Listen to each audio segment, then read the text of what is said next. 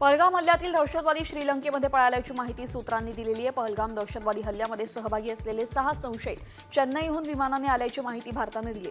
त्यानंतर श्रीलंकेतील कोलंबो विमानतळावर तातडीचे सर्च ऑपरेशन राबवण्यात आलं।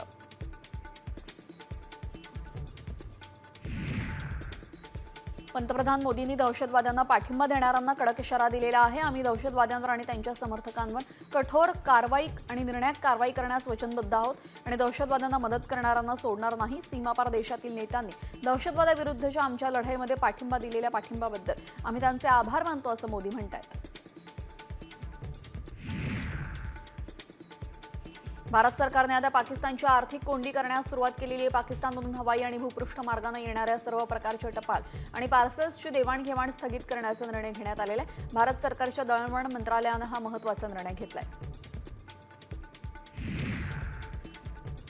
पाकिस्तानला दिला जाणारा आंतरराष्ट्रीय निधी थांबवण्याची मागणी आयएमएफकडे केलेली आहे। यावेळेस आयएमएफकडून पाकिस्तानला दिलेल्या कर्जांची सखोल तपासणी करावी असं भारतानं म्हटलंय। आयएमएफकडून पाकिस्तानला दिली जाणारी आर्थिक मदत थांबवण्याचा आणि पाकिस्तानला एफटीएफच्या ग्रे लिस्टमध्ये टाकण्याचा भारताचा हेतू आहे।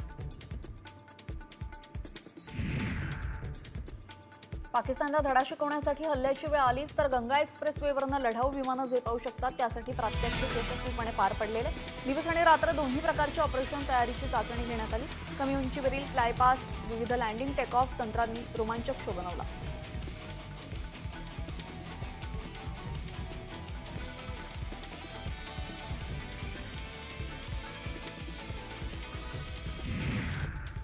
जम्मू आणि काश्मीरच्या अखनूर सेक्टरमध्ये काल मुसळधार पाऊस झाला। या मुसळधार पावसामुळे सलाल धरणाचे दरवाजे उघडण्यात आले।